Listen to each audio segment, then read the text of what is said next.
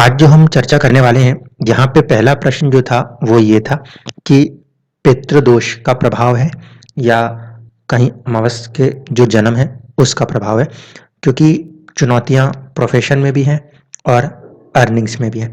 तो अब ये खोजने की कोशिश करते हैं कि कैसे-कैसे प्रभाव किसी कुंडली के अंदर कार्य करते हैं। अगर बात की जाए सबसे पहले इस कुंडली में, तो यहाँ पर आप देखेंगे कि इनका जो जन्म का लगन है उसके स्वामी गुरु और वो अपनी ही भाव पे पूर्ण दृष्टि दिए हुए हैं।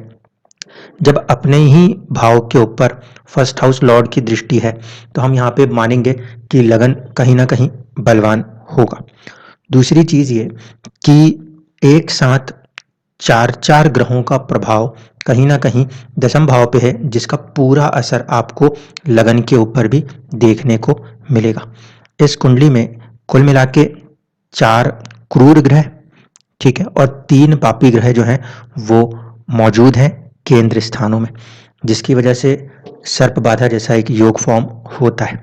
तो इस कुंडली में भी राहु, केतु और मंगल के जो प्रभाव है उसके कारण ऐसा योग फॉर्म होता हुआ नजर आता है।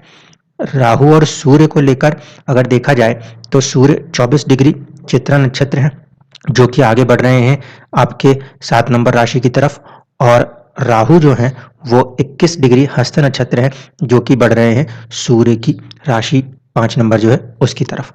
तो यहाँ पे जो ये फॉर्मेशन है इसको हम कह सकते हैं, लेकिन सूर्य राहु से आगे निकल चुके हैं, दोनों विपरीत दिशाओं में जा रहे हैं, फिर भी प्रभाव हम मानते हैं कि कहीं ना कहीं सूर्य राहु का संबंध हो तो पितृदोष फॉर्मेशन लिया जाता है।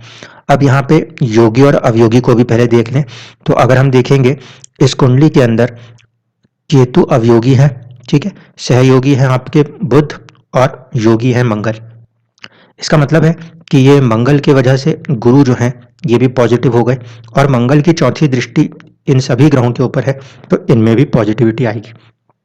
अब जितनी पॉजिटिविटी इसके कारण इन पे आएगी उतनी ही अवयोगी की वजह से भी निगेटिविटी, दोनों चीजें बराबर हो रही हैं। अब चलते हैं प्रोफेशन को लेके, क्योंकि बात हो रही है, तो आपके जो दशमांश की कुंडली है उसके अंदर आते हैं। दशमांश की कुंडली में आप ध्यान से देखोगे तो आपको समझ में आएगा कि आपका जो 11th हाउस लॉर्ड है दशमांश कुंडली का वो है चंद्रमा, और वो जाके बैठे हुए हैं 10th हाउस में। यहाँ पे केतु के साथ चंद्रमा का संबंध, और दूसरी चीज है कि शनि की 10वीं दृष्टि ये भी चंद्रमा के ऊपर है, और फिर मंगल की चौथी दृष्टि ये भी चंद्रमा के ऊपर है। तो यहाँ पे जो ये लाभ स्थान की बात होगी, कर्म से कर्म का लाभ, उस स्थान के स्वामी के ऊपर कहीं ना कहीं एक साथ 4 क्रूर ग्रहों के प्रभाव मौजूद हैं। देखिए, पहले तो चंद्रमा केतु के साथ आए, ठीक है, जो कि अवयोगी है। दूसरी चीज राहु से भी दृष्ट हो गए, शनि से भी दृष्ट हो गए, और साथ साथ मंगल से भी दृष्ट हो गए। इसलिए यहाँ पे चंद्रमा सबसे ज्यादा पीड़ित हुए हैं। इसके बाद अगर बात की जाए इस समय की दशा की, तो जो आपकी दशा है वो चल रही है आपके ऊपर गुरु की महादशा, और उसमें केतु की अंतरदशा। गोचर के हिसाब से अगर देखा जाए तो केतु जो है वो आपके 11th हाउस में चल रहे हैं। कहीं ना कहीं उनका काम था कि वो लाभ को बनाते, लेकिन अवयोगी ग्रह होने के कारण कहीं ना कहीं वो चीजों में किसी न किसी रूप में अवरोध पैदा किए हुए हैं। अब यहाँ पे हम देखें तो ये जो केतु हैं जिनकी अंतरदशा चल रही है ये आपके 10th हाउस में बैठे हुए हैं, और इसलिए जो कार्य क्षेत्र है उसमें भी कहीं ना कहीं चुनौती का सामना अभी भी हम करते हुए महसूस कर रहे हैं अपने आप को। यहाँ पे इनकी प्लेसमेंट वैसे भी लाइफ लॉन्ग कंडीशन में बैठी हुई है, तो यहाँ पे केतु के उपाय जो थे वो आपके लिए कंपलसरी थे। यहाँ पे दूसरी चीज को समझ लें कि जो आपका फर्स्ट हाउस लॉर्ड है, पहले भाव के स्वामी, वो बन रहे हैं बुध, और वो जाके बैठे हैं मंगल की राशि में, जहां पर कि वो अपने आप को कंफर्टेबल नहीं मानते। क्यों? क्योंकि अगर राशि प्रभाव से देखा जाए तो मंगल की राशि में बुध का जाना बुध को बेचैन कर देता है। अब इसको थोड़ा सा डेप्थ में देखने वाली कंडीशन बनती है कि वहां पे जो ये प्लेसमेंट है इसमें आपके बुध जो हैं वो कितना अपने आप को सेफ साइड कर पाते हैं। तो चलिए एक बार देखने की कोशिश करते हैं कि एक्चुअल में दशमांश कुंडली में बुध की स्थिति कुछ पॉजिटिव बनती है या नहीं। जब हम बुध को यहाँ पे चेक करने जाते हैं तो बुध यहाँ पर अनुराधा नक्षत्र में मौजूद है। अब अनुराधा नक्षत्र जो होता है वो शनि का नक्षत्र होता है और शनिदेव जो है वो इस कुंडली में पंचम और छठे भाव के स्वामी हैं। बुध शनि के नक्षत्र में कुछ हद तक कंफर्टेबल होंगे, पूरी तरीके से नहीं। अगर वही ज्येष्ठा नक्षत्र में बैठते तो वो उनका खुद का नक्षत्र होता तो बहुत ज़्यादा कंफर्टेबल होते। यहाँ पर शनि के साथ रिलेशन बन रहा है नक्षत्र के तौर पे और फिर राशि जो है वो मंगल, तो कहीं ना कहीं बहुत ज़्यादा संघर्ष, क्योंकि ये तीसरा भाव है, साहस और पराक्रम कर्म क्षेत्र के अंदर आपको काफ़ी ज़्यादा करना पड़ रहा है। तो यहाँ तक तो ये चीज़ हुई जो कि आपके लाइफ के अंदर प्रोफेशन में आपको बहुत ज़्यादा स्ट्रॉन्ग कर्म जो करने पड़ रहे हैं उसका एक्चुअल कॉम्बिनेशन कहीं ना कहीं एक तो ये बुध से और दूसरे इन केतु से नजर आता है, क्योंकि फर्स्ट हाउस लॉर्ड हमेशा इंपॉर्टेंट होता है।